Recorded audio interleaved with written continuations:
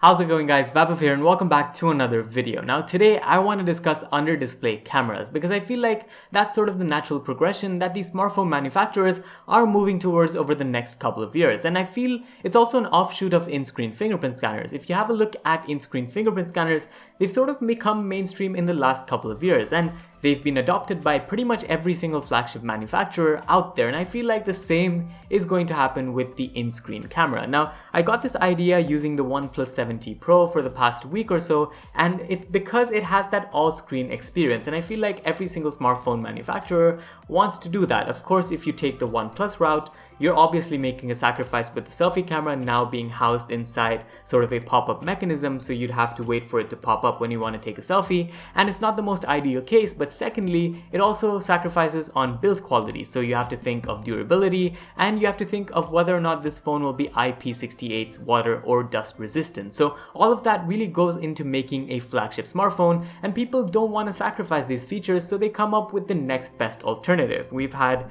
the S10 Plus from Samsung with that pill notch. I guess that was cool. We've had the S20 Ultra with that centered sort of hole punch, which was again very non-obtrusive. I pretty much liked this, but I feel like going from the 7T Pro now to this phone, it'll become more of a hindrance. Then we had the Huawei Mate 30 Pro with that big notch in the middle. This is almost iPhone-esque, and I feel like those people who use an iPhone, they won't really relate to that small notch that I just showed you.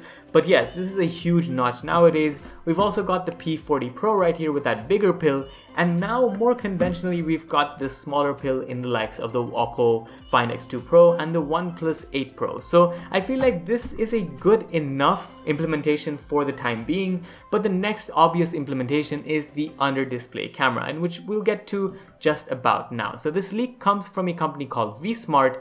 I really don't know much about the company apart from the fact that this is a Vietnamese company, and I feel like it's sort of this political relationship between China and Vietnam that's gotten them into making these smartphones. So if you have a look at this Forbes article that was published in March, it basically says Vietnamese smartphone brand aims to take market share away from Chinese rivals. Now, I don't know how true or how sort of accurate this information is, but VSmart seems to be a company from Vietnam that wants to make a dent in the market share of the Chinese sort of smartphone manufacturers. And if you have a look at this picture, they've announced the Active 1 and the Active 1 Plus. By the looks of it, they don't look like flagship level smartphones, but this feature is definitely a flagship level feature. So if you have a look at this video, it basically shows them opening the camera, and if they swipe above, you can see the finger coming through the viewfinder, but when they actually leave, or when you see the screen in action, there is no sort of evidence of a camera in the front, no notch, no hole punch, no pop-up camera, etc, etc. So this by all means is the next wave of smartphones, and I'm pretty sure the likes of the Galaxy S21 or whatever they call it will have some sort of technology that basically eliminates this front notch, because everyone wants to go for that all-screen experience and everyone wants to be first at it. Now, I don't think it's gonna come, the best sort of experience very soon, because if you have a look at this video again, there is a latency between when the person shows their finger and when it comes on the viewfinder, and this could be due to the positioning of the camera, but also due to how this sort of technology reacts. Now, actually, VSmart wasn't the first to do this. We've had this technology for quite some time now. Oppo was actually the first people to sort of showcase this technology at MWC 2019, which was almost a year and a bit ago, and I feel like this sort of scenario that we're going through in the world has delayed this technology from being on their future smartphones. But as you can see, this is another picture of it, so they're basically taking a selfie with that phone, but you can't see the camera. And I feel like if you look at this next image from Xiaomi, this is from Let's Go Digital. They've basically outed a Xiaomi patent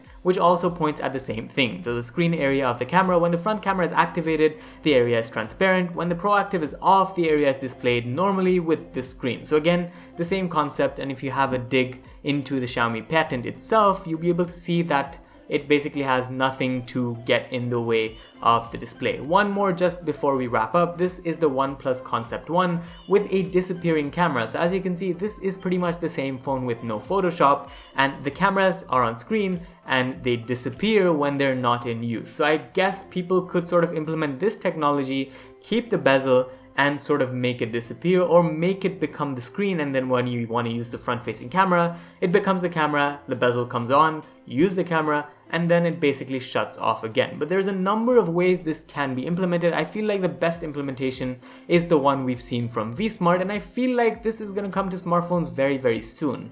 We were expecting it to come with the Galaxy Fold 2, and that video is on screen. You can check it out on the card above, but I feel like because of the manufacturing delays, it's not going to be on there. But definitely with the new Samsung Galaxy S21 or S30 or whatever they want to call it, I feel like it's going to be there. Now, I don't think it's going to be with the next iPhone, but definitely with future iPhone implementations, Apple could look to do this. I feel like the notch will get older as we start to see these kind of phones. And now if you look at the Mate 30 Pro, for example, or the iPhone, if you happen to own one, it looked very dated. Now, for some people, they don't really care. I'm one of those types to a certain degree. I don't really mind the notch. I sort of get used to it. I sort of get used to ignoring it. But for those people who just want that all-screen experience or are coming from a phone that had it, it might be more difficult to adjust to, and that's why people are working towards this. But yeah, that's about it for this video. Let me know what you guys think about it down in the comments. Make sure you like and subscribe for more. I'll see you in the next one. This was Vaibhav, and adios.